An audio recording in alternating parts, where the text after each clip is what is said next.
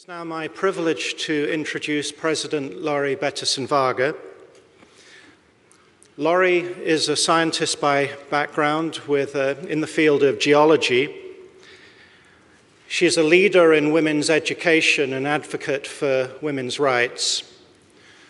But far more importantly, she's a wonderful president of Scripps College who cares deeply for the welfare of our students.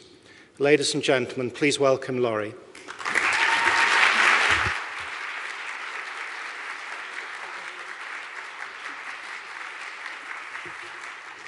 Thank you. And I too want to add my thank you to Bonnie and Stephen. They have been, I think, such an inspiration to all of us at the college, and for our parents. All of you are so important to us. And so let's just give Bonnie and Stephen a round of applause.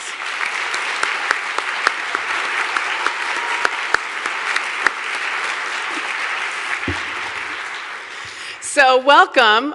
Just out of curiosity, how many of you are from the East Coast? Oh, you're brave. You actually are here in the auditorium.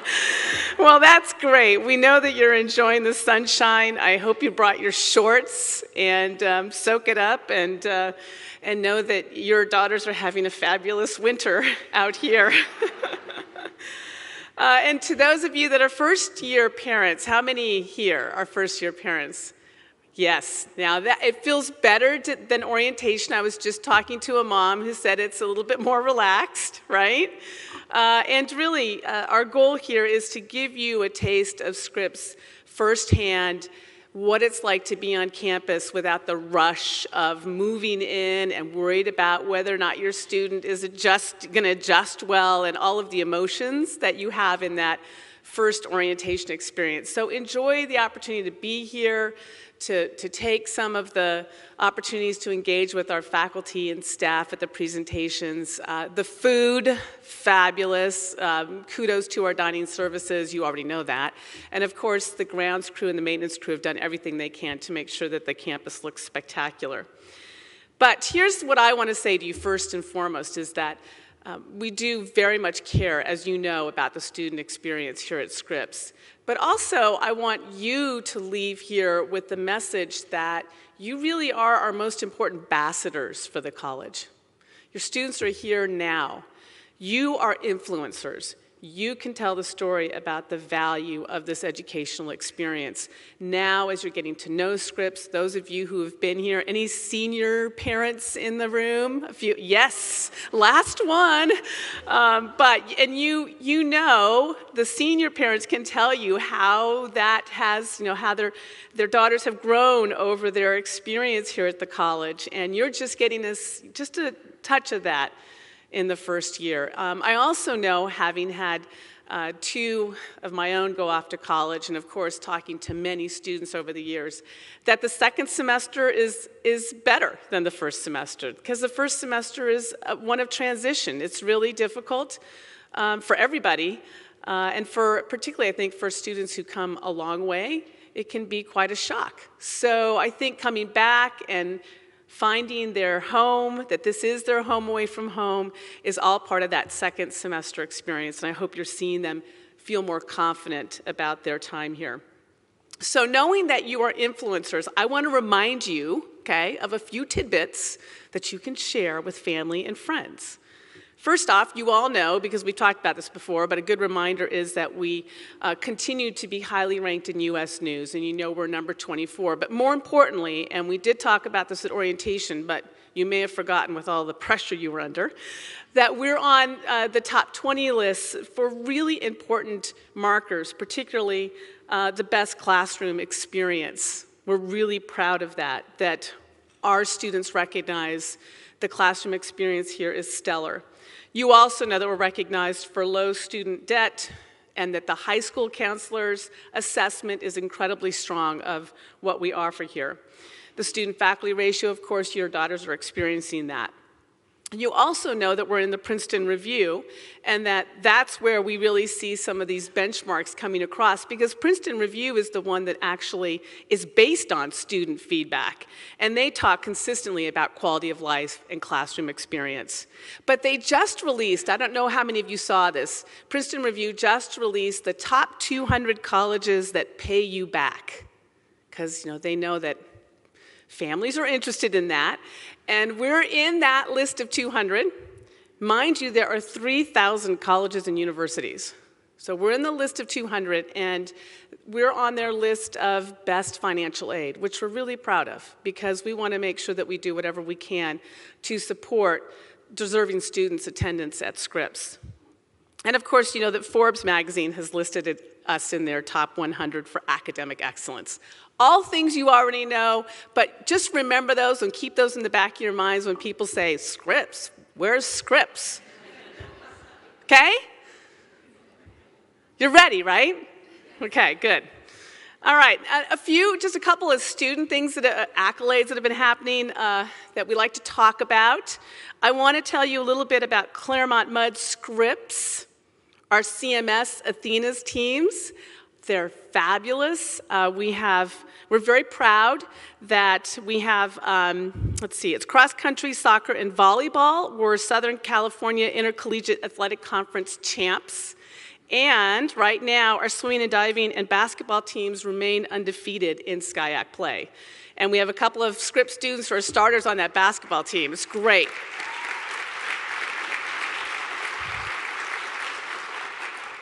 We always have individual student accomplishments that we like to put out on the website. I hope that you are often visiting the website so that you can see some of the student stories. Let me tell you about another accomplishment that just came out a couple of days ago. We were listed as a top producer of Fulbright scholars. Now, that's not new, okay? Scripps has been on the list, I think, consistently for the last several years. I just want to give you a little context, and it's about friendly rivalry, okay? So Pitzer has done very well in Fulbright. They're usually at the top. So they had 19 Fulbright scholars. We had 11. Okay, now you can do the math here, okay? They had 19 out of 108 applications. We had 11 out of 28.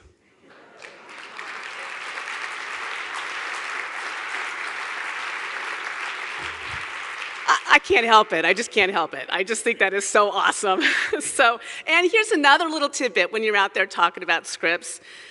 We had 11, and for comparison, USC had 11. Okay? Stanford, UCLA, and Pomona had 10.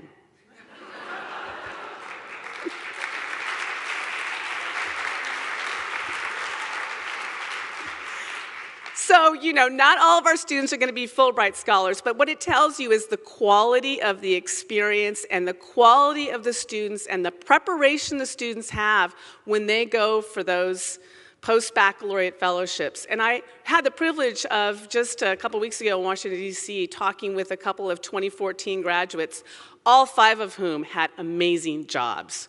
So I just want to tell you that we are doing everything we can to provide not only a stellar academic experience, but to support your students in pursuing whatever it is they want to pursue, and to do so successfully. So let's see, a couple of other benchmarks on campus news. Bonnie referred to the very exciting news that we will be breaking ground on New Hall right at commencement at the board meeting. Now, we're really excited about this.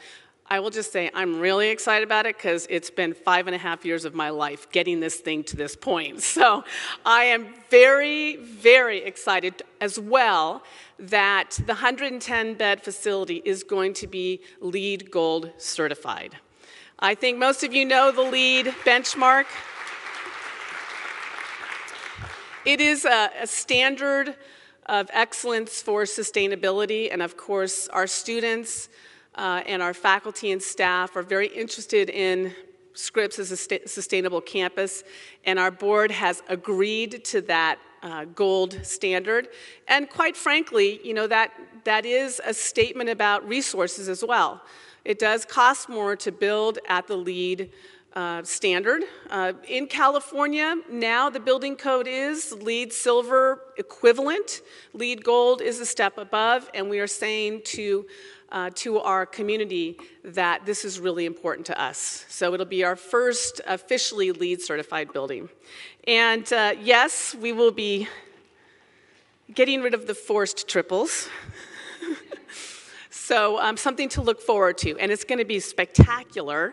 And you should all know that my team and the team working on this project are working very hard to pull this off so that this $125 million facility will be opened for fall 2016. So we're very pleased about it. Yeah, please. And I do want to mention, you know, that the students who are on campus today are excited about the LEED certification. You should know that that gold push for gold started 2 or 3 years ago. So our recent alums are really excited about it. Student leadership on LEED certification on sustainability has been critical to the college and the work that we've done. So the students make a difference here, as you already know. Now, related to the campaign, we heard a little bit about this. Campaigns are really important to colleges like Scripps because, of course, we're always trying to offer even better opportunities for your students. We're trying to support our excellent faculty and to provide the financial resources that our deserving students should have. We are at $108 million on our $175 million campaign. We've raised $16 million in gifts and pledges since July 1st. Kudos to Mike Archibald and his team. All of this is being funneled into opportunities for your students. Of course, not all of it immediately, because there are planned gifts in there. But all of this is going towards enhancing the excellence of the experience. And we also, along with individual donors, we work with, as you know, foundations. And we've had significant success with foundations. For example, the Andrew W. Mellon Foundation has been very supportive of the CORE program at Scripps, their interest in humanities. And Scripps, as a model for that work, has been it's been continuous, and we're grateful to them for their support. The consortium recently received a $1.5 million grant from Mellon to support digital humanities, which really is focusing at the center of humanities, traditional humanities and technology.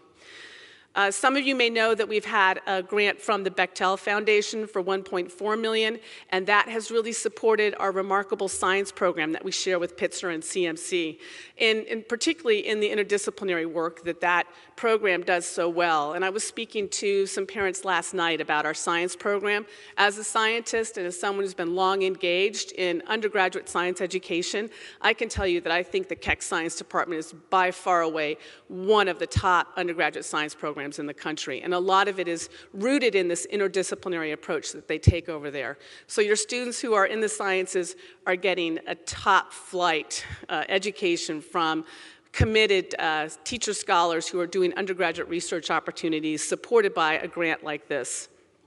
And also, because we believe the undergraduate research opportunities are so important for our students, not just in the sciences, but in humanities, arts, and social sciences, the Mellon Foundation provided us with support to offer those opportunities. And recently, the Hearst Foundation of California provided us an additional $100,000 grant to continue that.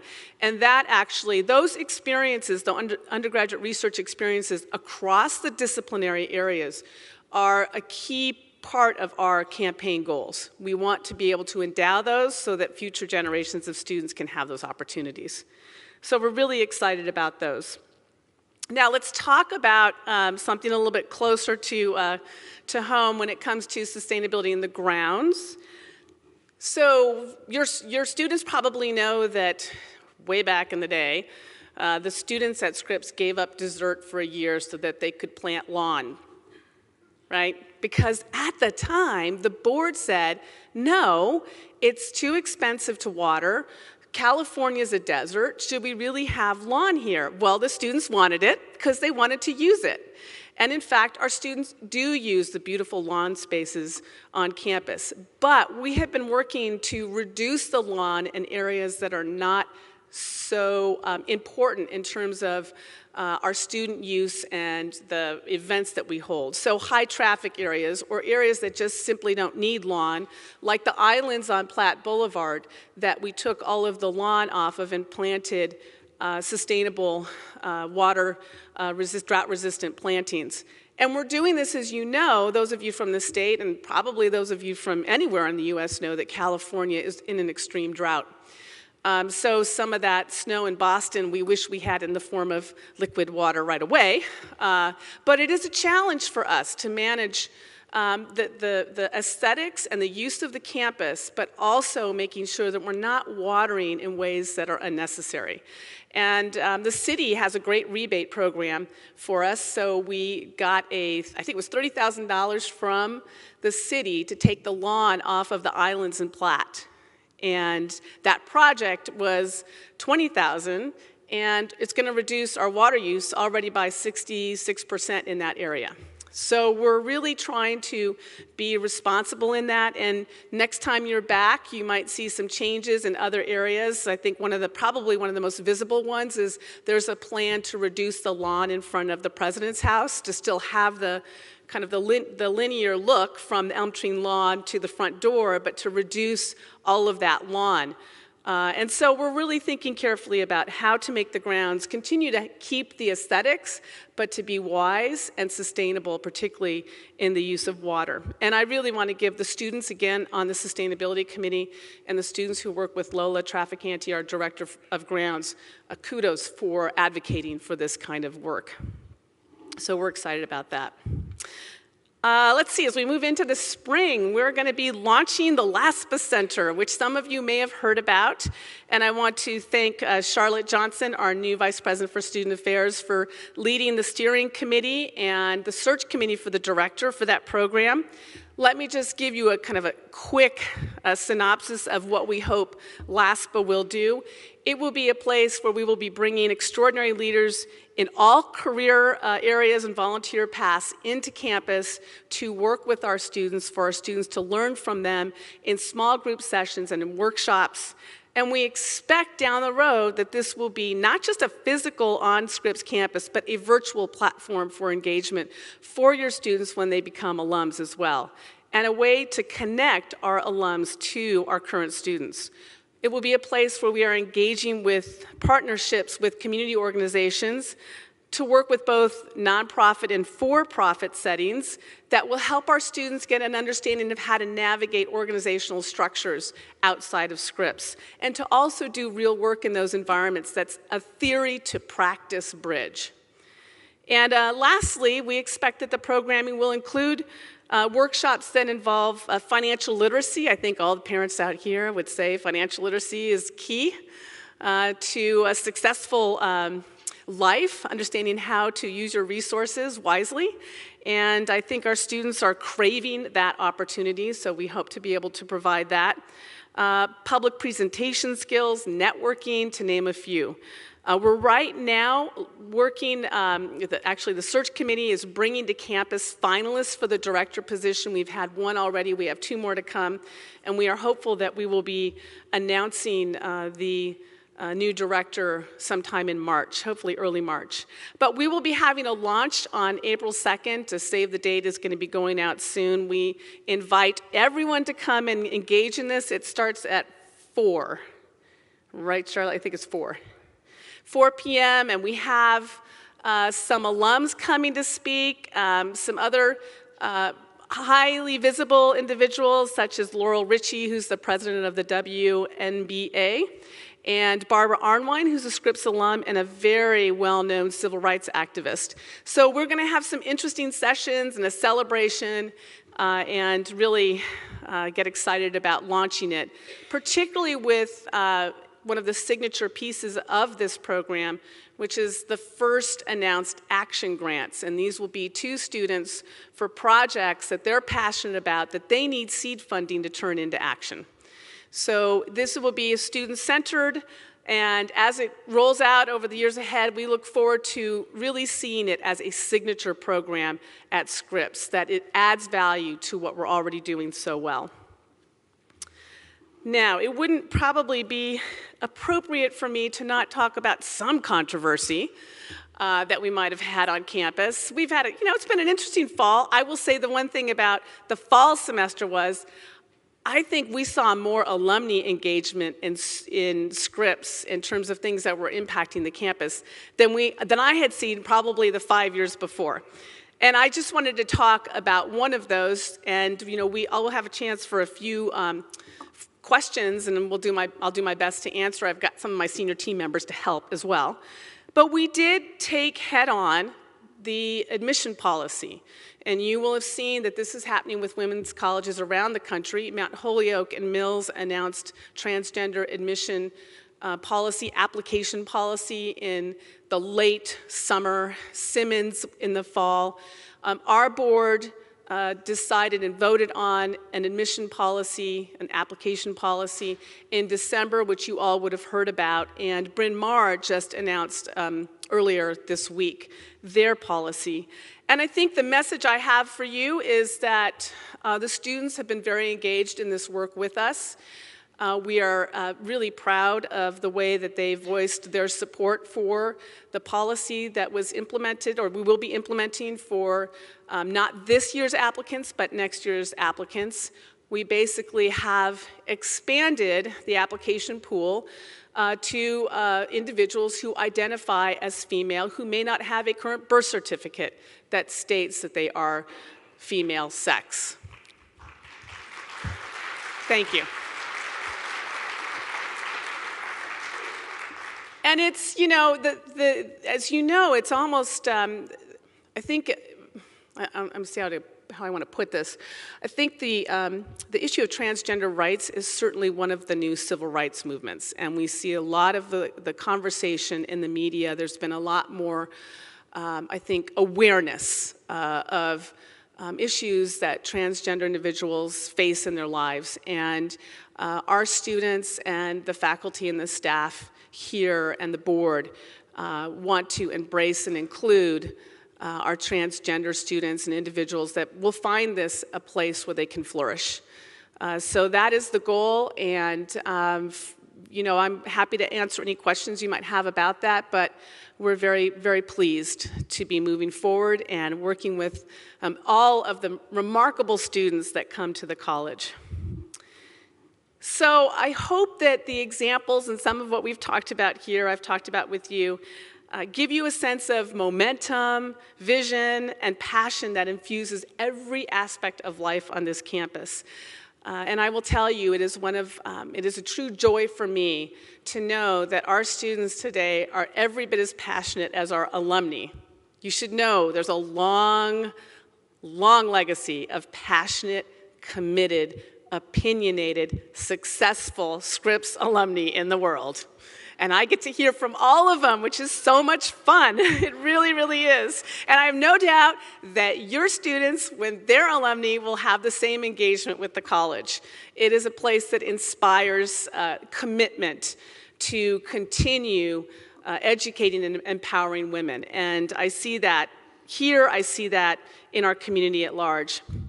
And I think that those of you who are first-year parents probably are starting to see the changes in your students as they've come back. They came back over winter break. I am really proud that the National Survey for Student Engagement shows that our students, in comparison to students from our peer liberal arts college institutions, are off the chart in responding that a Scripps education provides and emphasizes problem solving, synthesis, analysis, critical thinking, off the charts. There are a couple low measures where they say, no, this isn't an emphasis of the education. Memorization. So I just want to say that I'm really proud of the curriculum. I hope that you're seeing that your students are questioning assumptions, they're questioning their classmates, they're questioning the faculty, they question me, promise you. They're questioning you. This is all a part of what it is, right? And that's the fun, I think, for all of you as you see your students coming into their own. And I hope that you see that every day in the conversations that you have with them. And I know when I speak with our alums, they tell audiences, they tell their colleagues that it was a Scripps education and experience that gave them the confidence to take on jobs that other people would not take, to have the confidence to say, I can do that, even if I don't have the exact training I think I'm supposed to have. I know I can do it. I have the skill set. And that's what we hope you see that we're empowering in your students. Now, I also know some of you are going to just get glimpses of your students today because they have tests and papers.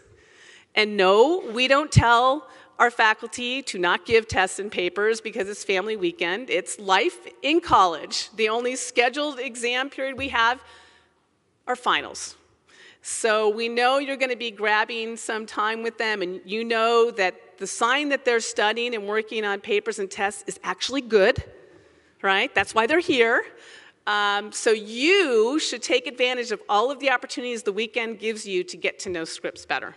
That's why you're here. Spend time with your students and enjoy Scripps. Now, I am happy to take, a couple questions? We've got a mic. I think Natalie will get it around to anybody who has something over there.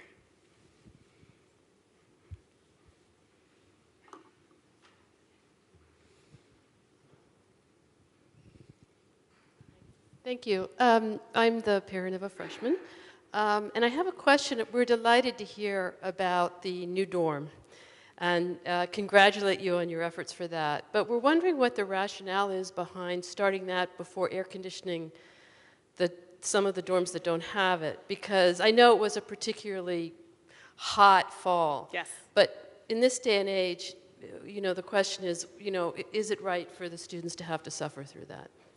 Right, and it's a limited period of time when they're having to deal with the fact that not all the residence halls are air-conditioned. I'm going to see if I can remember this. Charlotte's right here. I think it is 5 of the 9 are air-conditioned. 5 of the 9, and this summer we will be air-conditioning Kimberly, which is, I think, the hottest. Okay, so we're going after the hottest right now. Just to give you an idea of how much it costs to do this, it's $1.5 million per residence hall. So you're right, the board had to consider the trade-off, but we felt that we got Clark air-conditioned for this year. It's one of the oldest residence halls with some areas that don't have a lot of shade, so we did address that one. Kimberly is obviously next on the list, and we know there was a stretch of time, about a week, that was really bad in the fall. So we have it on a timeline. We will be getting to them. But the fact that we have 70 students off campus who want to be on campus for the entire year, we felt that the best use of that gift was to get that residence hall started. Yeah.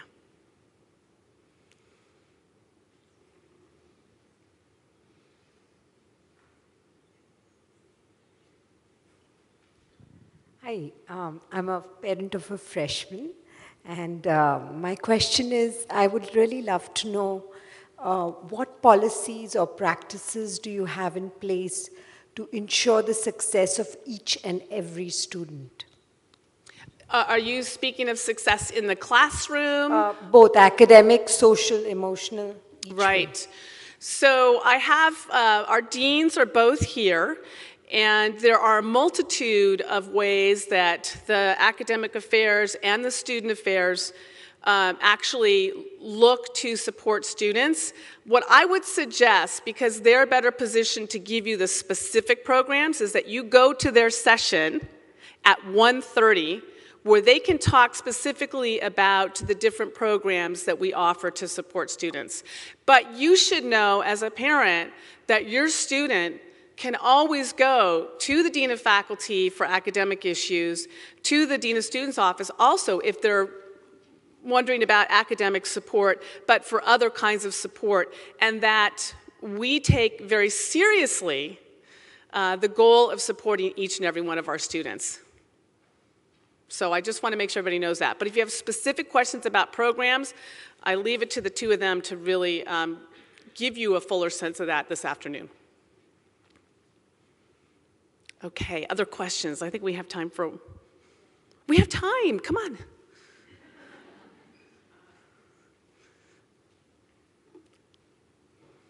Regarding the new transgender policies, what is Scripps' position about young women who are transitioning to men?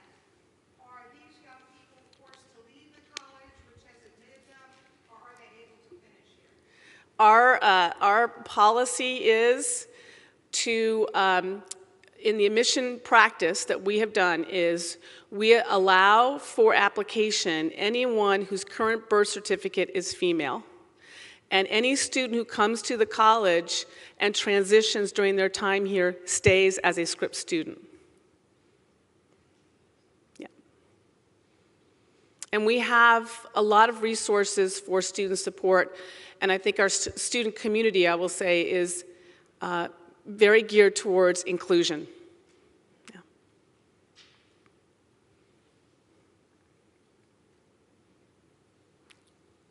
You're really not that quiet. Yeah. I just have a question. If you could speak about the process that was used when you chose to disinvite George Will. Oh, George Will, yeah, oh yeah. You know, I knew that was going to come up. Let's talk about George. You know, the first thing I'm going to say is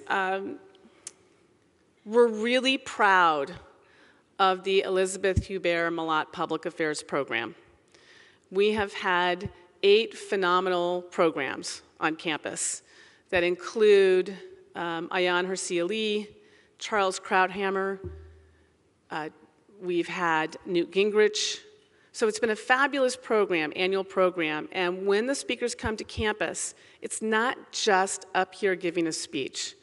The students are engaging with the speakers, so we have opportunities for groups of students to meet with the speakers who come and ask them questions. There's dinner, so it's a day-long event. Okay, I just want to make sure everybody has an understanding that this isn't pop in and watch someone talk and then they leave. They spend a lot of time on campus, which we're really proud of. So I am not involved in the selection process at all. There's a committee, and the donor who supports this program has not chosen to make it an endowment that the college actually controls, okay? So it is a reimbursement-based program. So it's actually very different from most programs. It's been very successful for us to host the program, and we're thankful to the donor. So the committee had advanced to George Will, and we were in the contract stage with George Will when the Washington Post article came out. And there was concern, not just amongst members of the campus, but also the donor. We did not feel that it was appropriate for the donor to be publicly involved in any conversations about this. But we all felt that that particular article could have been written in a way that we could have engaged in a dialogue on this campus that would have continued the real focus of that program of having conservative speakers come to campus to talk about their conservative ideals. And through conversations with board leadership and the donor, we determined to not complete that commitment because we felt that, as I said in the email to the community, wrapping up sexual assault into this program, which is what would have happened because of course, the campus dialogue across the country, but more specifically the fact that as the women's college in this community, issues of sexual assault are very, they're even more magnified because we're the women's college and 99% of the issues that come to us involve folks on the other campuses. And we did not want to, have a situation where survivors on our campus, and I'm not talking just about students, staff and faculty, would have a firestorm over this particular viewpoint that he expresses.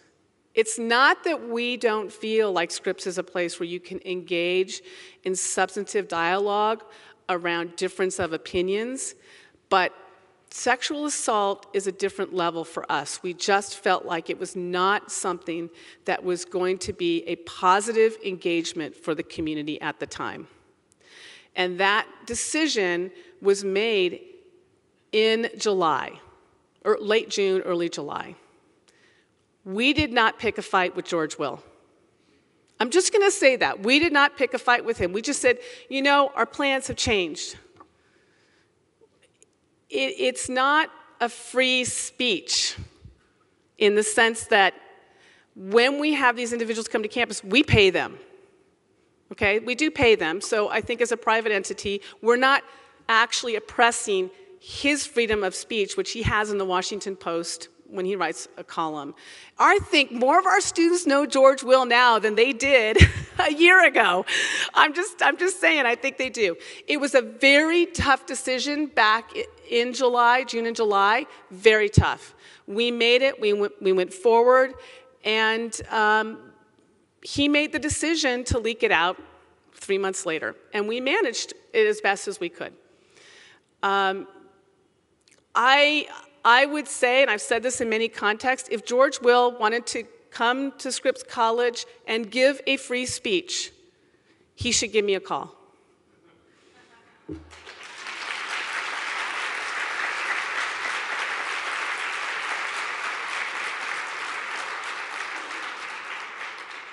Thank you. I tell you, it was a very difficult process, and we're looking forward to having Barbara Pierce Bush on campus, and next year we will have the 10th anniversary of the program, and I know the donors are very excited about that, and we're hoping to do something maybe even a little different to celebrate that, to bring maybe more, maybe a panel, something that will really engage more of our students in conservative thought. Are students on the committee? Yes, yes, absolutely. Yeah. I just wanted to say one of the things, if my daughter has gotten involved in sustained dialogues, Yes. which is really, in support of being able to talk to each other about issues that are really difficult and in conflict, has transformed her. Yeah. I'm very glad that she had that opportunity on this campus, and that, the mission is very much about bringing people into the room with diverse opinions, whether they're conservative or liberal, whether it's about race, religion, things that are really hard to talk about, and getting people to have a safe place where they can do that. So I'm glad that this is a campus that allows that. We're working hard on this, and we're really excited about our new broad initiative called IDEA, Inclusion, Diversity, Equity, and Access. And we're working at it from multiple levels. And it's not just working with students and having student leaders involved with Sustained Dialogue Campus Network, but also with faculty and staff venues, trainings, and in fact, our retreat with the Board of Trustees in March will be around these difficult dialogues and how to manage those. And I know, I think, and I'm just being really honest here, I think most college campuses today, we can acknowledge, have a more liberal leaning. And so it is incumbent on us to ensure that our students are being exposed to a broad range of ideology. And we're, again, really proud of the Malott program for doing that. I don't know too many liberal arts colleges like Scripps that have a conservative speaker series. And so the question for us is, how do we help empower students with a conservative viewpoint to feel like they can speak up in class and to feel like they are welcome in that dialogue in the classroom? And we are paying attention to that. So I just want to know, I want you to know that we think it's really important that our students are equipped with a wide range of opinions and perspectives when they leave the campus. You must be hungry. There's one more. As a parent of a senior, our fourth year here for Parents Weekend, keep coming back and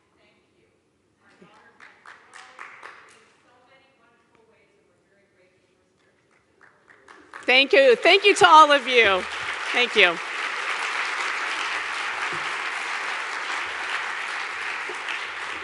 right, you'll see me around at lunch. You'll see me later at the Residence Hall talk. And please don't shy away from coming up to ask me questions, and have a great time. Thank you very much.